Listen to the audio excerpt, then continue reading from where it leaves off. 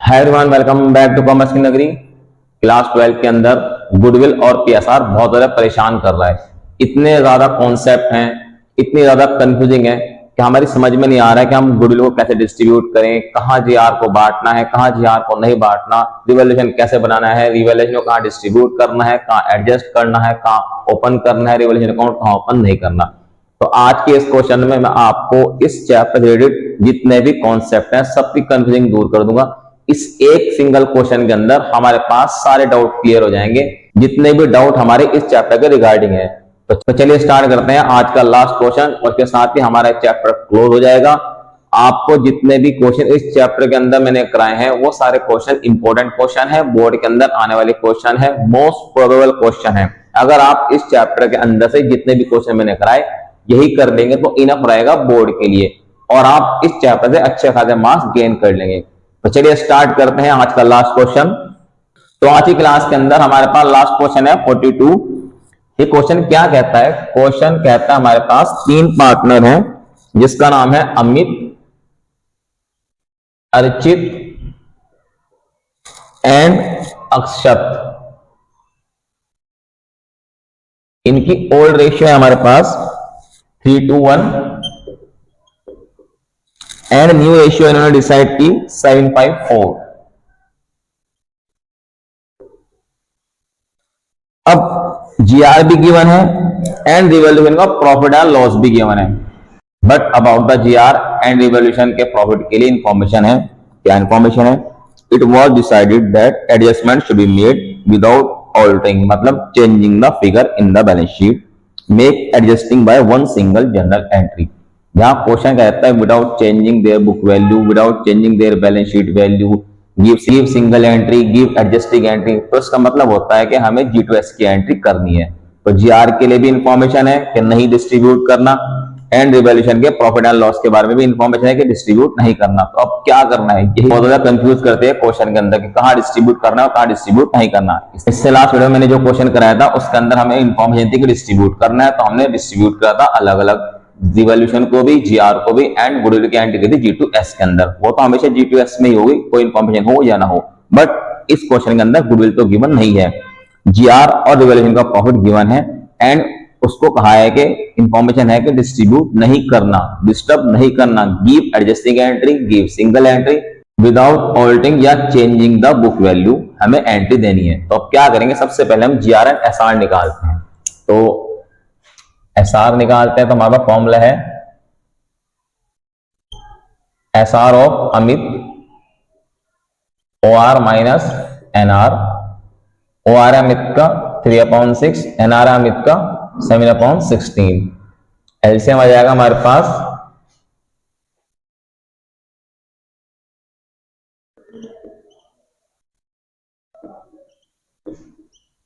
48, 6 8 48, 8 3 24, 16 3 48, 7 3 21, ये आया 3/48। अब निकालते हैं हम अर्चित का। अर्चित कहता है हमारे पास ओल्ड रेशियो 2/6 और न्यू रेशियो 5/16।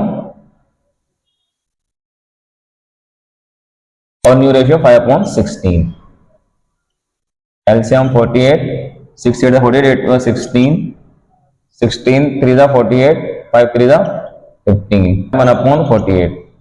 हमारे पास तीन पार्टनर थे, दो पार्टनर अब तक के सेक्रीफाइस कर चुके। अमित कर चुका 3/48 से, अर्शित कर चुका हमारे पास 1/48 से। तो 100% जो हमारे पास थर्ड पार्टनर है उसने गेन किया होगा 4/48 से। एक बार चेकआउट कर लेते हैं।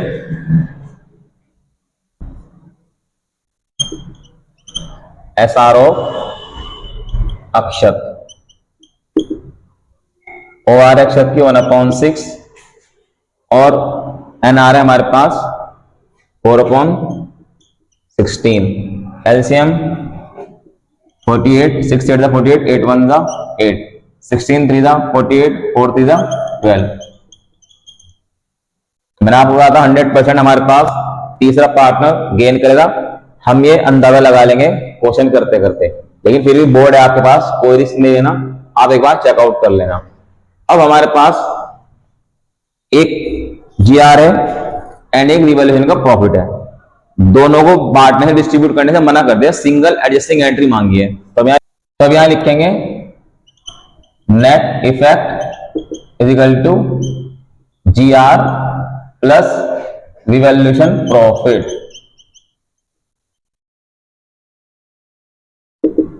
जीआर है हमारे पास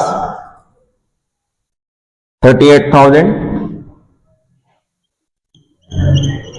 रिवैल्यूएशन प्रॉफिट है हमारे पास 34,000, इनको प्लस करके है हमारे पास 72,000।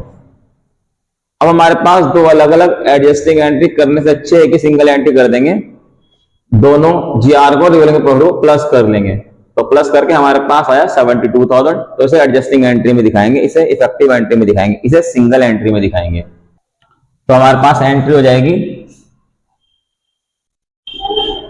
अक्षत कैपिटल अकाउंट डेबिट, क्योंकि गेनिंग पार्टनर है, to Amit capital account to Archit capital account. Condition लिख देंगे बीइंग सिंगल एडजस्टिंग एंट्री। अब अमाउंट कैसे लिख लेगी, 72,000 में हमारे पास अक्षत का गेन है 4/48, तो 4/48 करके निकाल लेंगे हम। तो पहले 48 को डिवाइड कर देंगे 72,000 से, यह आ जाएगा हमारे पास 1500। तो अक्षत की अमाउंट आएगी 1500 को 4 से मल्टीप्लाई करके आ जाएगा हमारे पास 6000। अमित का शेयर है हमारे पास 3/48, तो 72,000 मल्टीप्लाई 3/48, तो 48 से डिवाइड किया 1500 आया, और 1500 के 3 से मल्टीप्लाई करके हमारे पास अमित का शेयर आ गया 4500। एंड अर्चित का 6000 में से 4500 माइनस करके 1500 भी आ सकता है, नहीं तो आप निकाल भी सकते हैं 72,000 मल्टीप्लाई 1/48, ये आ गया 1500। तो इसके साथ हमारे क्वेश्चन कंप्लीट। एक बार क्वेश्चन दोबारा देख लेते हैं। हमारे पास 3 पार्टनर थे, Amit, Archit and Akshat. Old ratio 3:1, new ratio 7.4। दो चीजें थी हमारे पास, एक जीआर, एक रिवैल्यूएशन का profit. Above the revaluation and GR हमारे पास क्वेश्चन के अंदर इंफॉर्मेशन है कि इन्हें डिस्ट्रीब्यूट नहीं करना, इनकी बुक वैल्यू को चेंज नहीं करना, गिव सिंगल एडजस्टिंग एंट्री।